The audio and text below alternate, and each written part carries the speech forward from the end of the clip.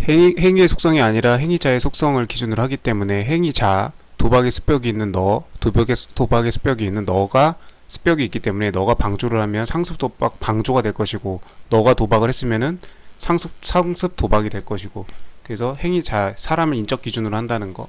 그 다음에 방조보다는 당연히 직접 자기가 도박한 게 더 죄가 더 큰 죄겠죠. 포괄시켜 실죄 처단한다라는 거. 뭐 옛날 판례입니다.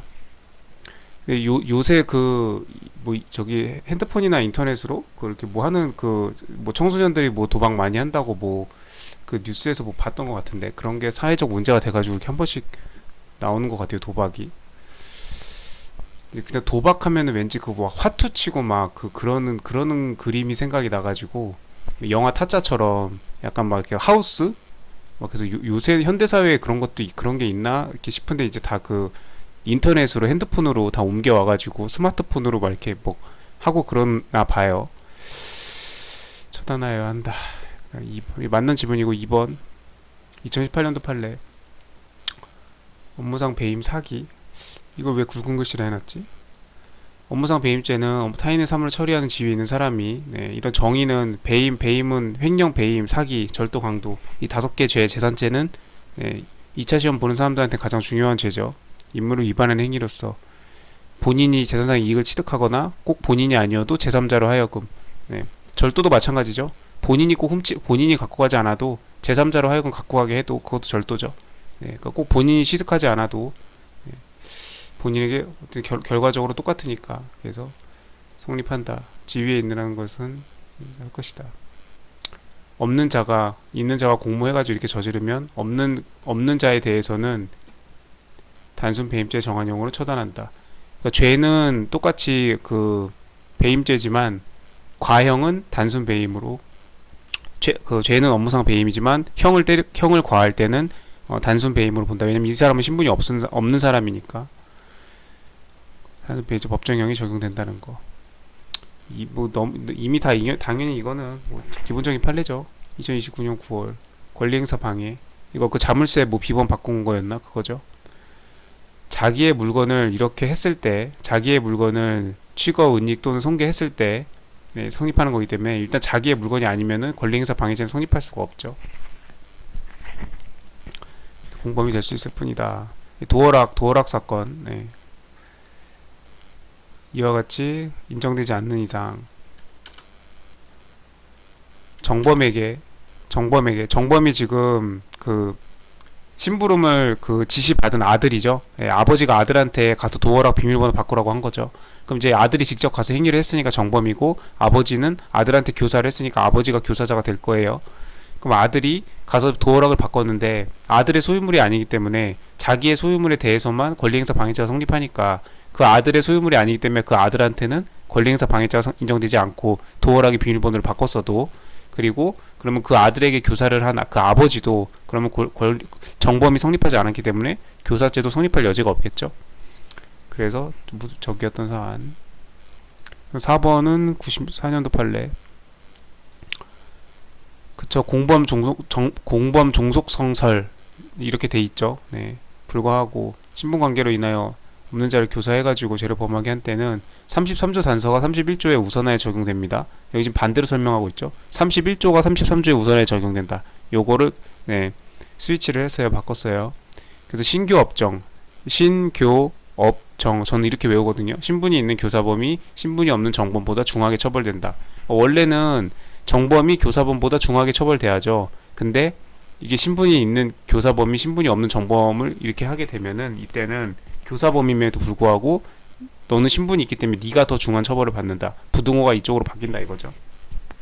이것도 잘 나오는 판례죠. 4번이 틀린 거였습니다. 뒤로 바꿔치기 했고요. 그다음에 불능미수 옳은 거. 불능미수의 성립 요건인 위험성 판단은, 불능미수라는 거는 애초에 그게 될 가능성이 없었다라는 거죠. 예를 들면 독약을 타가지고 살인을 하려고 독약을 타서 먹였는데, 그럼 독약이라는 것도 뭐 청산가리 같은 경우는 극소량으로도 사람을 죽일 수 있지만, 뭐 화학 물질에 따라 가지고 사람을 죽일 수 있는 치사량이 당연히 다 다르죠. 천차만별로 다 다르기 때문에 한 방울로도 사람을 죽일 수 있는 독약이 있고, 한 방울 가지고는 죽지는 않고, 뭐 그런 거 있죠. 그렇기 때문에 그 양이 얼마나 들어가는지에 따라 달라질 것인데, 예를 들면 택도 없는, 한 방울 가지고는 택도, 사람을 죽이기에는 택도 없는, 개미새끼 한 마리도 죽일 수 없는 그런 거를 독약을 넣어가지고 했으면 그걸 처벌을 안 할 거냐. 일단 애초부터 사람이 그 정도 양을 먹어가지고는 절대 죽을 수가 없다. 예. 뭐 예를 들면 그렇게 했을 때, 그러면 이제 그거 이제 애초에 불능이기 때문에, 그 사람이 죽을 그 가능성이 없기 때문에, 그래서 불능 미수로 하는 건데, 그럼 처벌을 아예 안 할 거냐. 근데 사람을 죽이기 위해서 소량이라도 독약을 넣고 그런 행위 자체를 묵과할 수는 없겠죠. 그렇기 때문에 그런 위험성 있는 행위에 대해서 하지 않도록 당연히 교정하고 할 필요가 있기 때문에 벌을 주긴 줘야겠죠. 그래서 이제 그 위험성 때문에 불능미수는 벌을 하는 것인데, 행위 당시에 인식한 사정을 놓고, 일반인이 행위 당시에 인식한 사정을 놓고 이것이 객관적으로 일반인의 판단으로 보아 결과 발생의 가능성이 있느냐를 따져야 한다. 이런 게 일반인이 행위 당시가 아니고 그 사람이 이제 이 불능미수 범죄를 저지른 그 범죄자가 행위 당시에 인식한 사정을 놓고 일반인의 기준으로 객관적으로 판단하겠다라는 거죠. 그러니까 이게 그냥 단순히 단어 하나만 바꿔치기 해서 그냥 유치하게 지문을 냈다라기보다, 그냥 이게 이제 판례를 많이 이렇게 공부를 하고 이게 이제 숙지가 되어 있으면은 그냥 이런 거를 읽으면서 본능적으로 문장이 좀 이상한데? 일반인이 행위 당시에 인식한 사정을 놓고 일반인 판단을, 말이 안 되잖아요. 예. 위험성 판단은 그 범죄 사실을 놓고 개별적, 구체적, 직접적으로 판단을 하는 거니까 그 범죄자가 행위한 걸 가지고 이제 판단을 해야 될 거 아니에요. 근데 범죄자가 행위한 걸 가지고 범죄자가 인식한 범죄자의 주관적 기준으로 할 수는 없죠. 범죄자의 주관적 기준으로 하면 다 자기는 죄가 없다고 할 거고 다 자기 합리화를 할 거니까. 그래서 범죄자가 행위한 걸 가지고 객관적으로 일반인이었으면 어떻게 했을까라는 걸 가지고 여러 가지 그 형법상 죄들을 판단을 하잖아요. 그러니까 그 뒤는 맞는데 여기가 이제 범죄자가 들어가야죠. 그 범죄자가 행위한 당시에 그걸 놓고 이제 하겠다는 건데, 이거를 바꾼 겁니다. 여튼 틀린 지문이고, 이건 유치하게 단어 하나를 바꿨다기보다 그냥 무슨 의도를 냈을까요? 이런 걸, 이게 틀렸다는 문장인 거를 알아채주길 바라고 낸 거일 텐데, 아무튼 이게 틀렸습니다. 이 앞에가. 그다음에 옳은 거 찾는 거죠 지금. 농약을 탄 배춧국. 아까 여기 위에 나왔죠? 불능미수. 예. 농약을 탄 배춧국, 독약을 넣은 거. 농약이 독약은 아니지만 사람이 먹으면 이거는 제초제 같은 걸로 작물에 쓰는 거니까 사람이 먹으면 위험하죠.